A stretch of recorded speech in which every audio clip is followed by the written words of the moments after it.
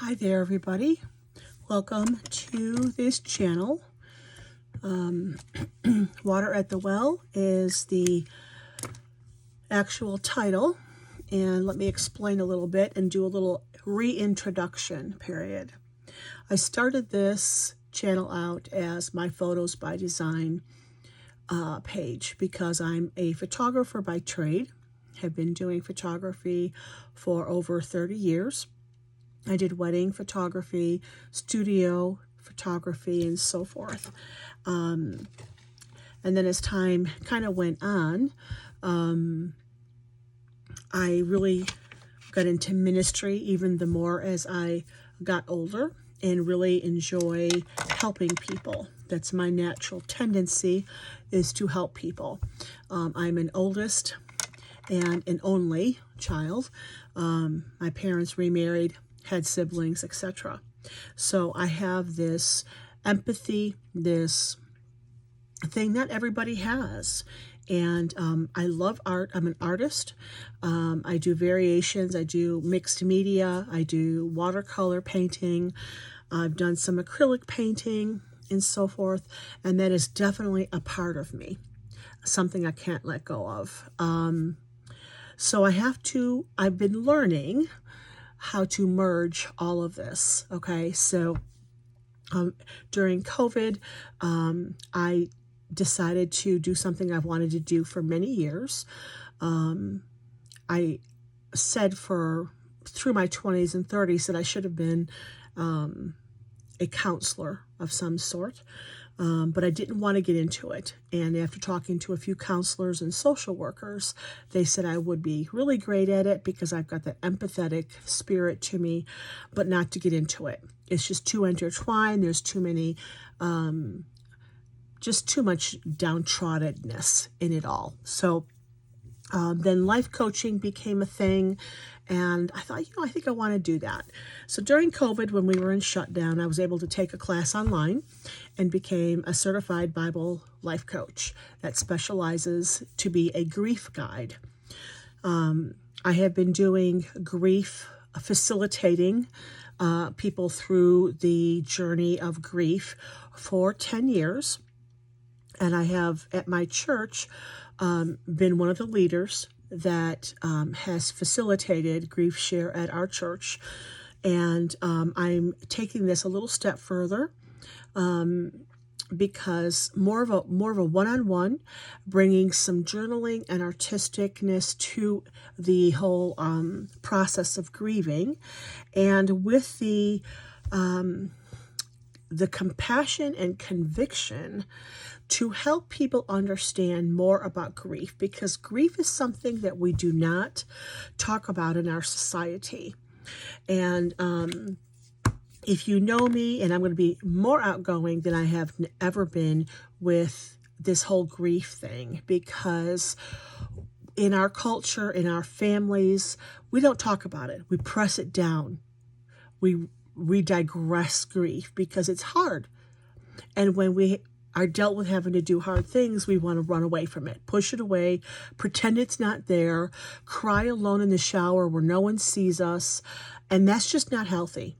And that's just not where I am going to be. So I have been doing a lot of research on my own the past few years, and really taking a lot of notes, really talking to people, questioning where they're at as they're going through this grief journey, and getting a better understanding of it all. And it's not an easy one-step fix, not a two-step fix. It's not a 5 steps of grief.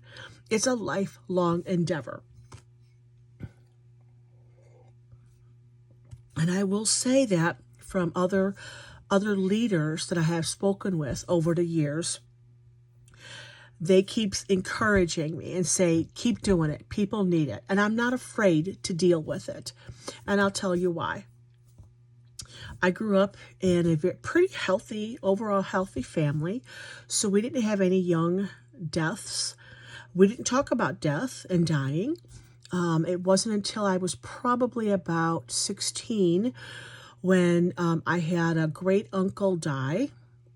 and it was old age, and he was sick, and he was he lived in another state, and although we had spent time with him, I had spent time with him a little bit here and there, we weren't close, but our family dynamics were close enough that it was definitely sad. It was, I watched my grandmother, and she was sad, but then it just kind of dissipated. We didn't talk about it so much. Maybe a mention of his birthday, or, something, a memory or something might come up. And then the sister to that uncle, so my great aunt, then died a couple years later. And that was the second death I experienced. And again, she had been in my life. She lived in Missouri, and we had been together a few times, but it wasn't a lot. But I knew her enough to be sad and have some grief. But we weren't necessarily close, okay? So it's not like it was one of my close aunts or uncles that I grew up with. But it was still sad. And again, I watched my family grieve for the moment, watched my grandma kind of be sad, but again, we didn't talk about it. We didn't talk about the feelings or the difficulties or the regrets or any of that kind of stuff. So fast forward, I was 19 when my grandma died, who I love and adored, lived with her my whole life, and it was very, very traumatic. And I was just talking to my aunt the other day, and I said, I don't remember anything. In my mind, even at 19 years old, I don't remember the wake. I don't remember the funeral. I don't remember anything. And it's amazing how the memory can do that. And so that is one point of grief that some people do experience, that your brain is just too much. And I think some of that was the fact of lack of preparation. My grandma had been a little bit sick, and she was getting older, so we knew at some point that it would happen, but it wasn't talked about. It wasn't spoken of. And again, it's hard, so I get it. It's not like it's dinner conversation, but at some point in our adult lives, we should talk about it, and we should consider children that are affected by the deaths of our loved ones, okay? And then probably 3.5 years later, my grandfather died, my grandma's husband. And I lived with my grandparents almost my whole life, and that very devastating, and just hard to deal with. And I still cry. I miss him so much, and wish that my kids would have known him and so forth. But again, it just really didn't. The dynamics of my grandparents dying brought on other things and other issues. So that is part of that grief process. So again, fast forward, we're moving along. We don't talk about death. We don't talk about whatever, but there's still residuals, there's reactions, there's things that adults deal with, but in an unhealthy way. And that's something that we can talk about in the future. And then I got married as an adult and everything. Our first baby died with his umbilical cord around his neck, and really devastating. But that was a pivotal point in my life because it was personal. I carried this baby. I carried him. I gave birth to him. And then I held his sweet, precious body. And I remember in my head, in my heart, to the Lord, praying to God, my Father, and saying, I don't understand this. I don't like it. I'm confused with the reasoning behind all of this, but God, I will serve you all the days of my life. And that was just something that was quickened within my heart and body, that I knew in order to process this grief and move forward and find solace And even though this grief would be a part of my life forever until the day I die and I go to heaven and I get to understand God's reasoning and purpose for that, that I had to come to terms with this. Again, the grief 40 years later doesn't go away. I held that baby that should be alive and should be this old and should have gone through high school and gotten a job and had a family and all of those things. It should have all happened. So this is one pretense that we have as a culture that, oh, you go through the 5 steps over the course of weeks or months and then you get over it. People don't even allow you a year to grieve. And that is one stepping stone that we have to realize. To grieve, you have to go through the whole first year. The first year is pivotal for the health of your soul, your body, and your mind. You have to go through your first birthdays without each other, your anniversaries if you're married, your experiences. You have to hear the songs you used to listen to. If it's a child that died, the missing of maybe a graduation or getting married, or maybe your child was an adult and had a family, and that parent, your child who is a parent, missing their children's activities and their school and their graduations and so forth. You have to get through the first of all of those anniversaries and birthdays. I know for my husband and I was 35 when he died suddenly from a car accident and a drunk driver hit him. I went, through all those emotions, those immediate emotions of, this cannot be happening, and why is this happening, and what, and, he's going to wake up, this is all a game, and stuff like that. That first two or 3 days, I went through all those emotions, those first 5 that Kessler talks about. And then the reality sets in. After the funeral's over, life begins. New life, new normal. And we hate to think of life as a new normal, but it is a season in life that's changed.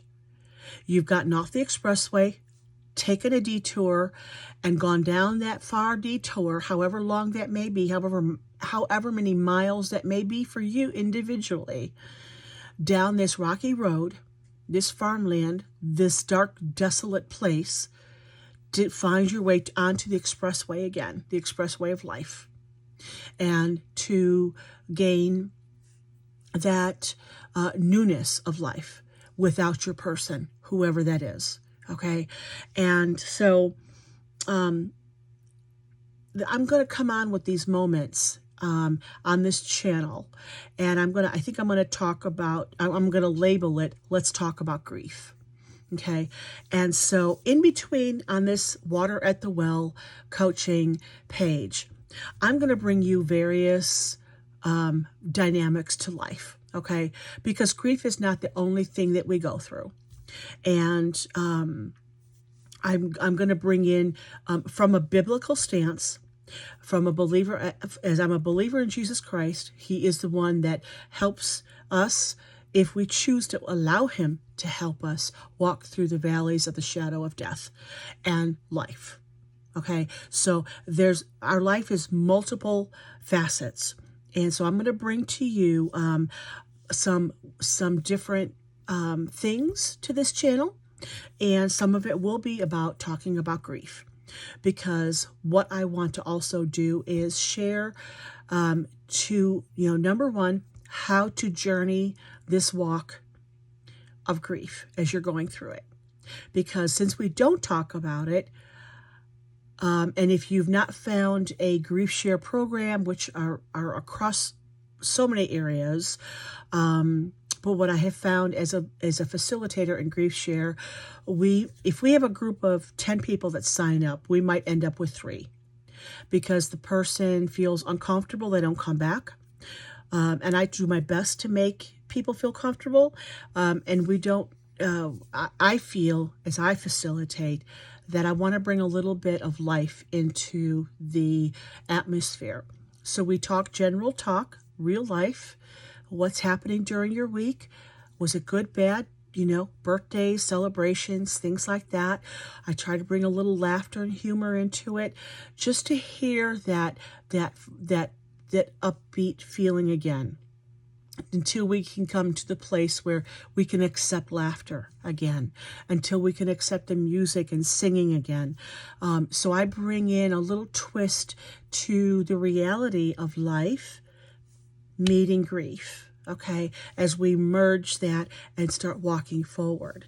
And I'm going to bring that to this channel, okay, and I'm going to bring it by way of, I'm a huge journaler, so sometimes I might come on here and share journaling and how to journal, what things to think, some variations of how to journal. It's not about making a diary, but that is definitely one option. It might be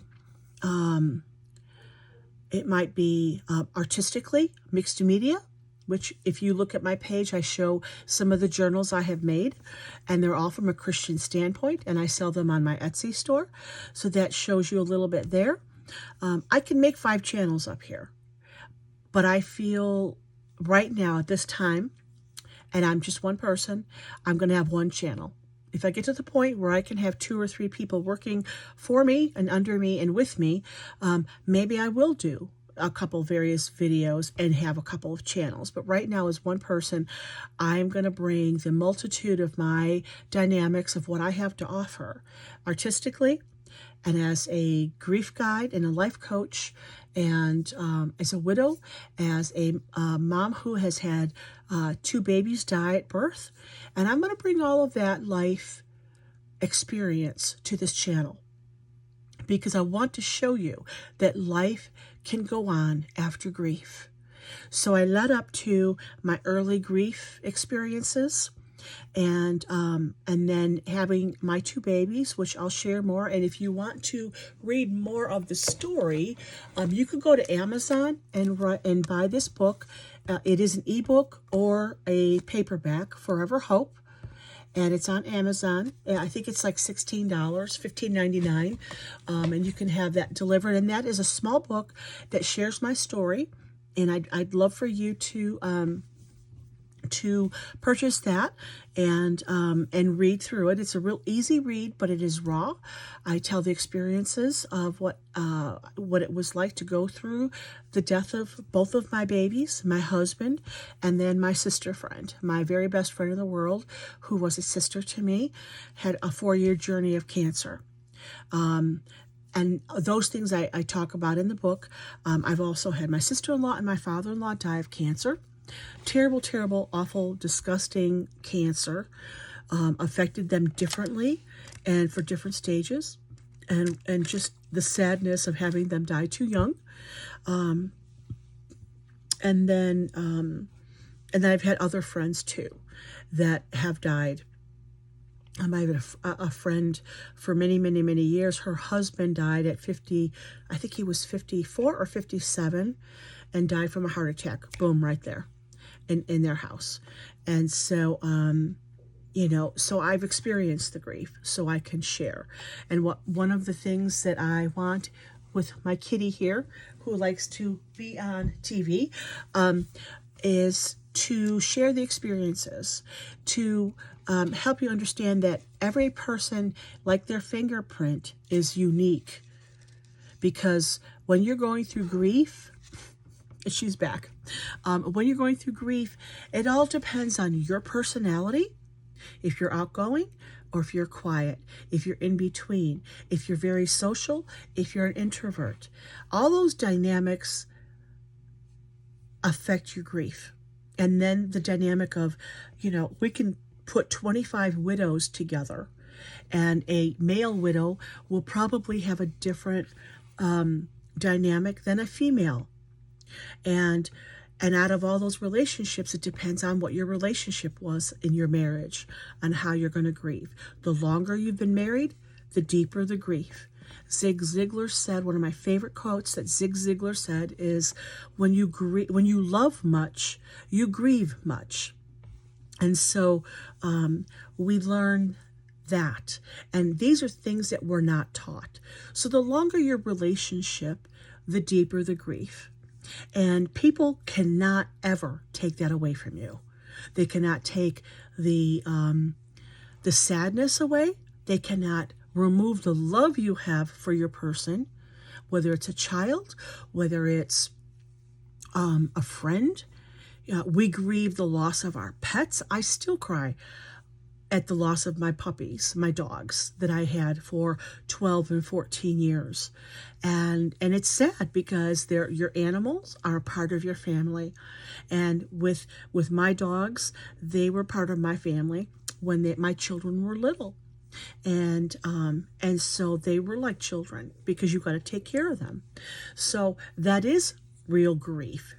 But we're not comparing. And this is the other thing I have learned, is that there have been some widows who have said, there's almost an animosity of sorts that like men widows should not be in women widow groups.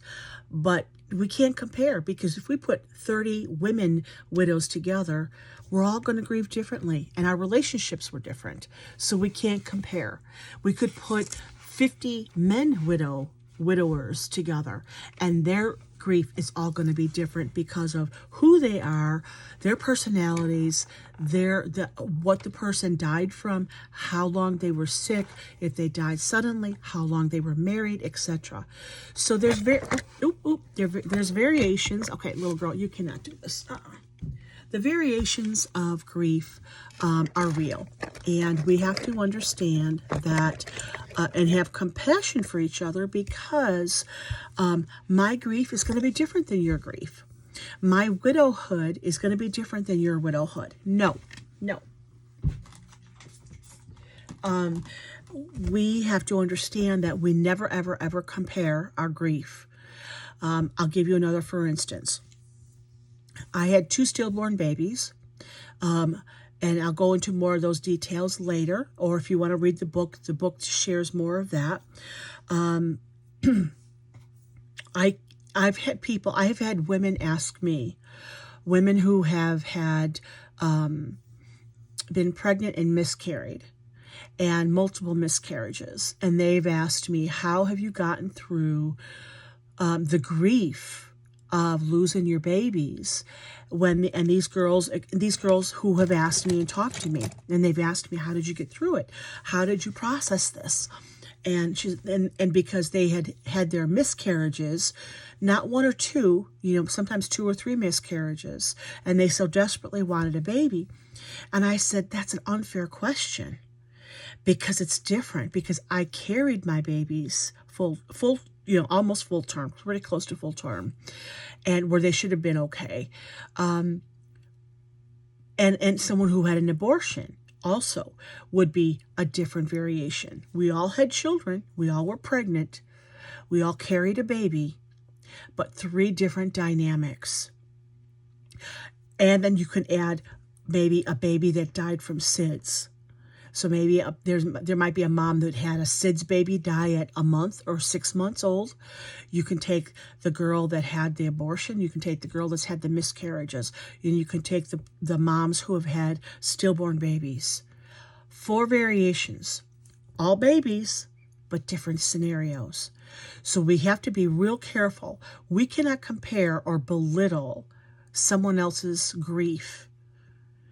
We cannot say, I as a widow, I as a mom who had 2 babies die, I cannot belittle a person who is grieving over their cousin or their best friend or their maybe whoever else it may be.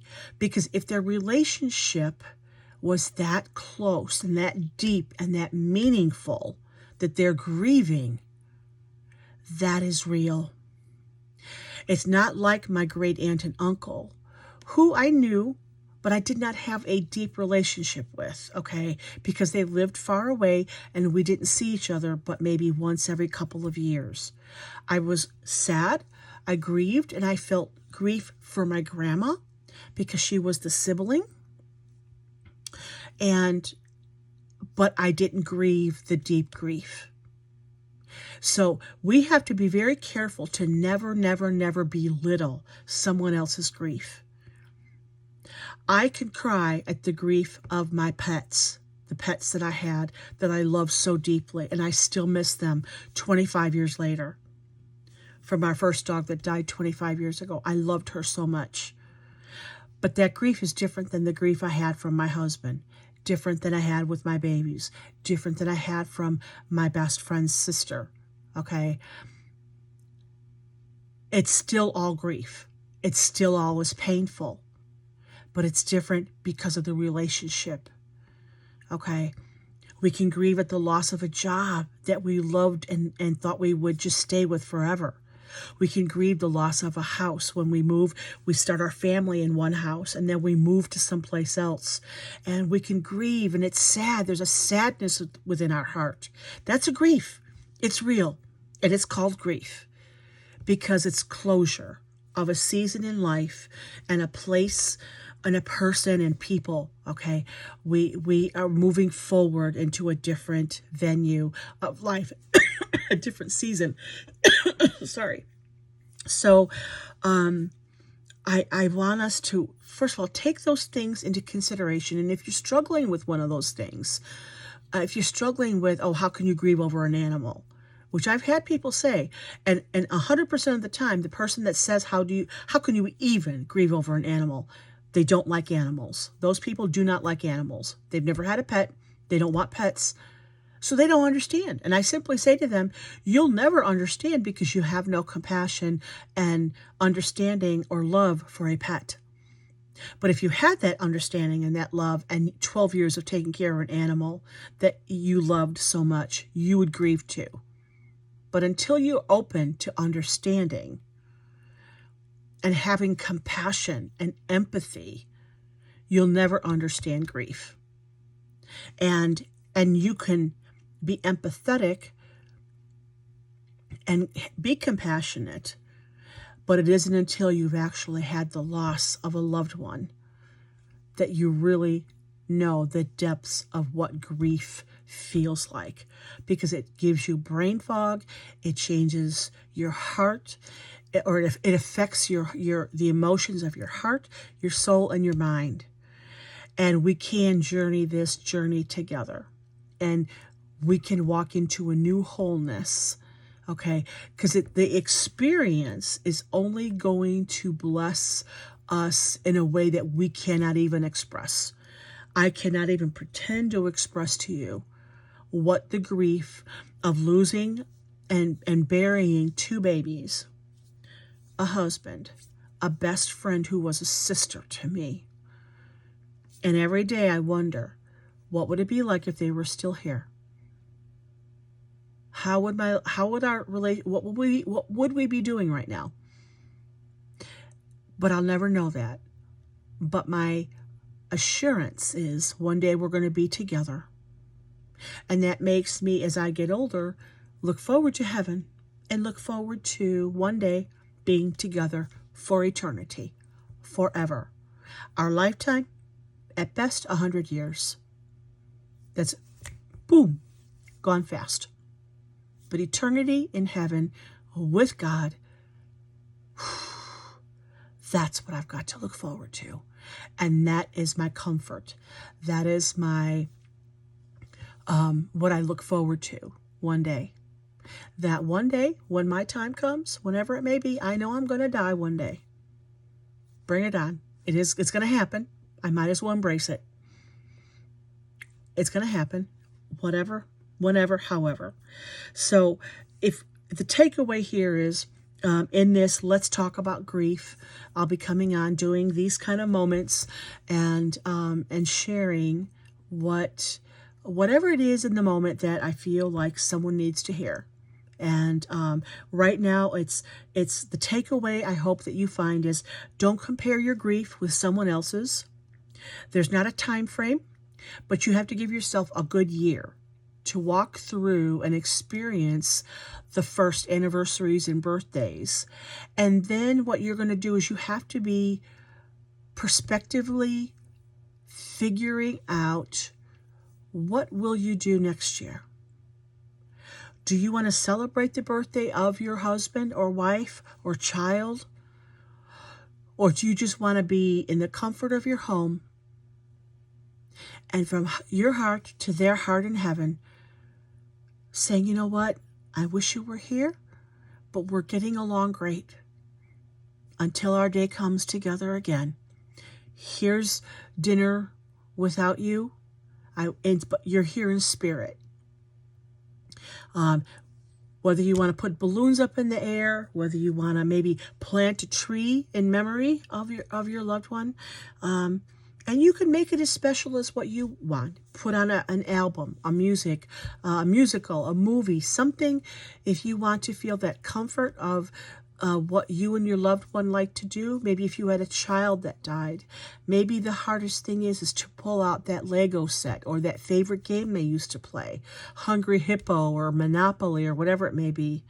Maybe do the hard thing and pull that game out or that thing, that movie, whatever it may be, and sit and play play the game, watch the movie, play the album. And as you do that, you're conquering, you're overcoming the fear, you're overcoming the pain, but you're bringing a memorial to your mind and your heart, and living and saying, my dear one, I miss you. I wish you were here. I wish we were together still, but one day we'll be together for eternity. So I hope that helps. We don't compare our grief. We take the time to grieve, and we talk about the grief. Okay? And if you find people that say, don't talk, and I've had people, don't talk about it, don't talk about it, don't talk about it. Just say, I've got to talk about it. And if the person doesn't want to, move on and find people that will talk about it. Okay? You don't want to dwell on talking about the person all the time, but you want to find a comfortable place where when they come to your mind, oh, I'm thinking about my loved one today because I saw a car that they used to drive, or I heard a song on the radio, or I smelt the smell, their cologne, their perfume, or I saw their favorite flower, or whatever it may be. They're going to be with you forever. The memories are there. So we have to be cautionary. When we dwell on the person, we're not healing, and we're not walking through the grief. So there's a big difference. When we're dwelling and we're putting up a shrine in your house for that person, when you're not letting go, when you're going to the graveside all the time,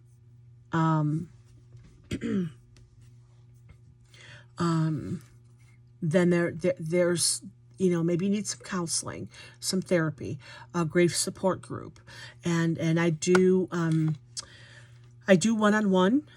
I was going to do group sessions. Right now, I'm putting a hold on doing group sessions right now.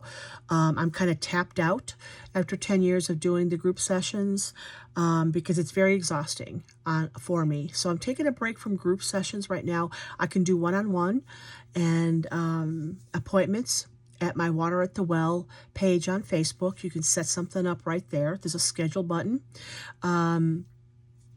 You can comment, send me a message.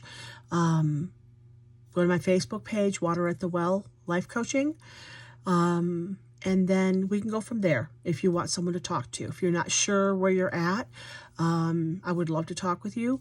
There are fees involved with my coaching and grief guiding because I have to. This is how I make a living. Okay, so yeah. So this is the intro. This is what I'm about. This is my page. And it's going to be a little bit of everything. So it's not structurally going to be one thing. And I'm going to play with YouTube to see if I don't know if I can tab them like at a blog. I'll see how that can go. Break it down. But anyway, so welcome to my page, and I hope you've learned something today.